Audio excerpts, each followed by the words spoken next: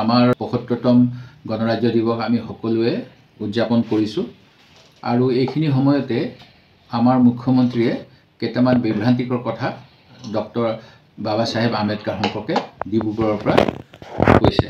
মই এই কথাখিনি ৰাইজক জ্ঞাতাৰ্থে প্ৰকৃত কথাখিনি জনাব বিচাৰিছোঁ।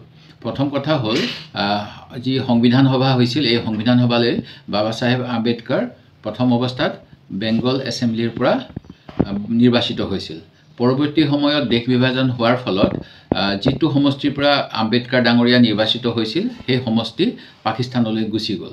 তাৰ ফলত কনষ্টিটুৱেণ্ট এছেম্বলিত তেখেতে আসন হেৰুৱাব লগা হ'ল। এই কথাখিনি গম পাই পণ্ডিত নেহেৰু আৰু চৰ্দাৰ পেটেলে বাবা সাহেব আম্বেদকাৰৰ বিষয়টো আলোচনা কৰিবলৈ গান্ধীজীৰ ওচৰ কাষ চাপিছিল আৰু গান্ধীজীৰ লগত পৰামৰ্শ কৰি তেখেতক মুম্বাই প্ৰদেশৰ পৰা নিৰ্বাচিত কৰিছিল এটা বাই ইলেকশ্যনত। সেই সময়ত পুনা চিটটোৰ পৰা M.R. জয়কাৰ নামৰ এজন কংগ্ৰেছৰ ব্যক্তি এই সংবিধান সভালৈ নিৰ্বাচিত হৈছিল।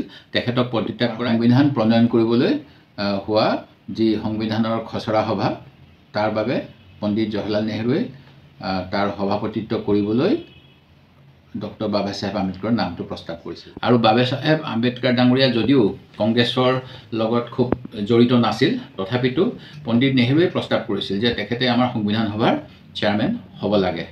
আৰু এই কথাখিনি জানি আম্বেদকাৰ ডাঙৰীয়া নিজেই আচৰিত হৈছিল। তেনে সময়ত আমাৰ মুখ্যমন্ত্ৰীয়ে যেনেধৰণে কৈছে যে নেহৰুৱে তেওঁক স্থান দিয়া নাছিল, এয়া একেবাৰে সত্যৰ অকলাপ তথ্যৰ বিকৃতি।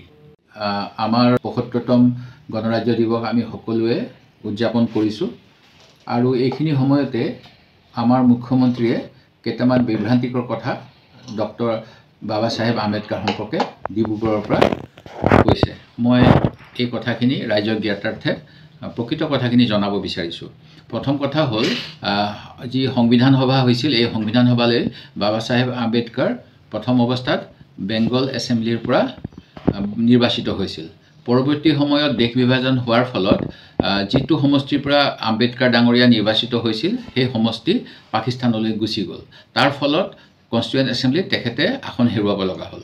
এই কথাখিনি গম পাই পণ্ডিত নেহেৰু আৰু চৰ্দাৰ পেটেলে বাবা সাহেব আম্বেদকাৰৰ বিষয়টো আলোচনা কৰিবলৈ গান্ধীজীৰ ওচৰ কাষ চাপিছিল আৰু গান্ধীজীৰ লগত পৰামৰ্শ কৰি তেখেতক মুম্বাই প্ৰদেশৰ পৰা নিৰ্বাচিত কৰিছিল এটা বাই ইলেকশ্যনত। সেই সময়ত পুনা চিটটোৰ পৰা M.R. জয়কাৰ নামৰ এজন কংগ্ৰেছৰ ব্যক্তি এই সংবিধান সভালৈ নিৰ্বাচিত হৈছিল। তেখেতক পদত্যাগ কৰা সংবিধান প্ৰণয়ন কৰিবলৈ হোৱা যি সংবিধানৰ খচৰা সভা তাৰ বাবে পণ্ডিত জৱাহৰলাল নেহৰুৱে তাৰ সভাপতিত্ব কৰিবলৈ ডক্টৰ বাবা সাহেব আম্বেদকাৰৰ নামটো প্ৰস্তাৱ কৰিছিল। আৰু বাবা সাহেব আম্বেদকাৰ ডাঙৰীয়া যদিও কংগ্ৰেছৰ লগত খুব জড়িত নাছিল তথাপিতো পণ্ডিত নেহৰুৱে প্ৰস্তাৱ কৰিছিল যে তেখেতে আমাৰ সংবিধান সভাৰ চেয়াৰমেন হ'ব লাগে। আৰু এই কথাখিনি জানি আম্বেদকাৰ ডাঙৰীয়া নিজেই আচৰিত হৈছিল। তেনে সময়ত আমাৰ মুখ্যমন্ত্ৰীয়ে যেনেধৰণে কৈছে যে নেহৰুৱে তেওঁক স্থান দিয়া নাছিল, এয়া একেবাৰে সত্যৰ অকলাপ তথ্যৰ বিকৃতি। আপুনি বিচৰা বাতৰি পাব কেৱল নিউজ 18 এপত। নিউজ 18 এপ ডাউনলোড কৰিবলৈ স্কেন কৰক এই QR কোড। গুগল প্লে ষ্টৰতো পাব এই নিউজ 18 এপ।